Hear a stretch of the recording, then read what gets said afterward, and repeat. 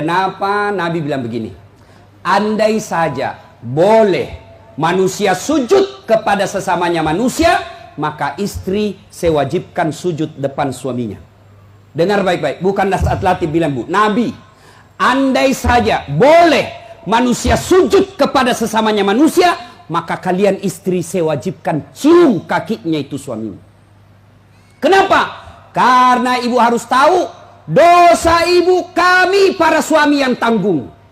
Beda kami laki-laki dengan ibu. Ibu bikin dosa, ibu tidak puasa, ibu tidak sholat, meskipun suaminya ulama, suaminya penceramah, suaminya Senin Kamis puasanya, tahajud tiap malam, suaminya hafal Quran, tapi istrinya tidak baik agamanya. Kata Allah, ku ampusakum wa ahlikum narani. Kau suami, pimpin itu istrimu masuk neraka. Beda ibu-ibu, ditanggung oleh kami laki-laki.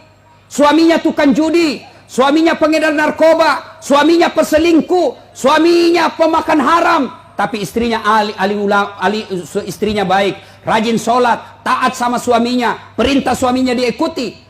Meskipun suaminya bajingan, tidak ada urusan. Suami masuk neraka. Nabi jelaskan kepada ibu, Bu, lihat ini, kata Nabi kalau bahasa kita, Bu, lihat ini 7 pintu surga, tadkhulul jannati bisalam. Silahkan ibu pilih mana pintu surga yang ibu mau masuki. Itu enaknya jadi perempuan, ditanggung dosanya sama laki-laki. Beda kami laki-laki, ibu tidak tanggung dosa kami. Maka ibu-ibu, yang pertama tujuan suami itu bukan cari nafkah. Ibu yang perlu cari dari suami bukan mendidik yang utama, tapi yang utama adalah cari ridhanya suami. Jangankan ibu keluar rumah, Senin Kamis saja diharamkan oleh Allah apabila tanpa izin suami. Saya ulang, jangankan keluar rumah, Senin Kamis ibu puasa sunnah tanpa izin suami, haram puasa itu, Bu. Contoh, pengantin baru, suaminya cuti 3 hari, istrinya langsung, Bang, saya puasa Senin Kamis ya. Kata suaminya, saya sengaja cuti ini karena saya mau dapat jatah siang-siang. Tidak boleh ibu puasa tanpa izin, ya? Jelas? Jelas ibu? Jelas? Dengar lagi, ada orang bertetangga, marah ini tetangga, lapor sama Nabi. Apa pasalnya? Sakit ini bu tetangganya, dia datang panggil anaknya, seorang perempuan. Bu, ibu mamanya lagi sakit, datang ki pergi lihat ki. Apa kata ini ibu anaknya? Mohon maaf, suamiku pergi tugas, saya dilarang keluar rumah sebelum suami saya pulang. Sakaratil maut ini ibunya, datanglah ibu, sudah sakaratil maut ibumu, kau datanglah besuk dia. Saya minta maaf, saya mau sekali tapi suami saya belum pulang. Akhirnya meninggal, mau dimakamkan, datang lagi. Bu, sudah meninggal ibumu, kau datang yang terakhir kalinya. Mohon maaf, saya cukup berdoa. Kenapa? Suami saya belum pulang, saya tidak berani tinggalkan rumah. Marah yang manggil-manggil, dia pergi lapor sama Nabi. Ya Rasulullah, tetanggaku keterlaluan. Dari sakit, sakaratil maut sampai meninggal, tidak datang lihat ibunya. Saya 3 kali datang memanggilnya. Kenapa kata Nabi? Dia dipesan sama suaminya, jangan keluar rumah sebelum pulang. Mendengar ini, apa Nabi marah? Subhanallah, Nabi justru menjelaskan, alhamdulillah diampuni seluruh dosa ibu yang meninggal karena punya anak yang taat sama perintah suaminya. Ada ibu-ibu bayangkari begitu sih? Ada? Yang banyak saya lihat baru 10 menit pergi suaminya juga keluar juga dia apa? Dia tawaf satu komplek. Dia kelilingi satu komplek. Masya Allah. Ya, alangkah bahagianya kita suami pergi menjalankan tugas sebagai aparat negara. Lalu istrinya sholat duha 8 rakaat. Selesai sholat duha dia kirimkan SMS suaminya. Pak, jangan menghalalkan segala cara. Rezeki sudah Allah tentukan. Meskipun bapak kejar kalau bukan rezeki, bapak tidak akan masuk. Tapi meskipun bapak tidak kejar setengah mati, kalau rezeki bapak pasti masuk. Bapak jangan menghalalkan segala cara. Salam sayang selalu dari istrimu di rumah. Bahagianya itu suami kalau dapat SMS begini bu, dia kasih lihat itu semua di kantor di polsek. Lihat kau istriku, istri yang soleha. Pernah SMS begitu suaminya bu? Pernah? Paling SMS jangan lupa singgah beli gas. Masih baik kalau gas, kalau pembalut Saya pernah rasakan ini, Pak. Saya pulang takziah malam-malam, tiba-tiba mamanya cek SMS, Ustadz, habis pembalut. La haula wala quwata illa billah. Saya singgah di warung, saya berdoa, mudah-mudahan tidak ada yang kenal saya.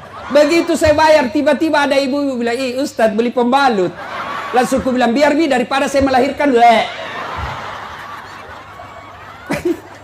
Pak, Bapak juga jangan tipu suami istri. Pak, jangan pernah nipu istri. Alasan rapat, ternyata pergi merapat. Saya dipanggil komandan, ini namanya istri kasihan kalau sudah lapor, komandan, iya Pak silakan lari, ternyata pergi merapat. Pak, kadang saya ditanya, Ustadz kenapa pangkat golongan saya tidak bisa sekali baik Ustadz, rezeki saya bilang Bapak dosa sama istri. Gimana Allah mau bukakan pintu rezeki kalau orang yang setia menunggu Bapak di rumah Bapak khianati? Ya? Masih ingat waktu menikah? Apa kita ucapkan waktu menikah? Bapaknya bilang begini yang perempuan, saya nikahkan engkau dengan anak gadisku ini dengan mahar tunai karena Allah. Siapa yang kita jadikan mahar? Siapa yang kita jadikan jaminan? Tunai karena Allah. Kita ambil anak gadisnya orang, dihalalkan anak gadisnya orang atas nama Allah. Allah yang kita jadikan jaminan. Kapolres saja Bapak jadi jaminan. Kalau Bapak salah gunakan, dipindah Bapak, Pak. Kalau perlu dipecat. Saya atas nama Kapolres ini diminta untuk, padahal itu bohong. Marah Kapolres, Pak. Apalagi Allah. Maka Bapak kalau sengsara hidupnya, susah rezekinya, koreksi. Mungkin Bapak terlalu banyak mengkhianati istri. Gimana Allah mau bukakan pintu rezeki? Kalau istri suka marah-marah, Bapak, kalau istri suka marah-marah, rumusnya diam. Jangan. Kalau istri marah, minta penjelasan, lebih diam. Kalau perlu makan obat tidur. Karena itu perempuan kalau dia sudah marah, dijelaskan, tidak jalan otaknya, Pak. Apalagi kalau dia bilang, pokoknya, sudah diam saja, Pak. Dijelaskan tidak masuk akal. Sudah dijelaskan, tidak ungkit lagi yang 10 tahun yang lalu. Kenapa dulu?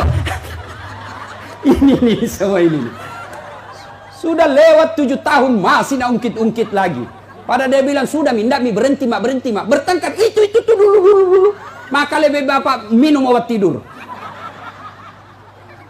Kalau dia ngomel, Pak, maklumi saja. Kenapa? Dengar baik-baik. Ada sahabat Nabi, waktu itu Umar bin Khattab presiden. Suka ngomel dan marah istrinya. Maka suaminya mau lapor sama Umar supaya dipanggil, dimarahi sama Umar, presiden.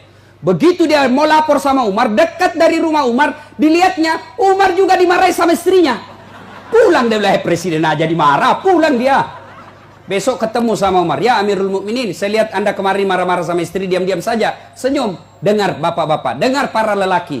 Apa jawaban Umar? Begitulah cara saya berterima kasih kepada istriku yang telah hamil, melahirkan dan menyusui anak saya. Jangan lupa subscribe dan nyalakan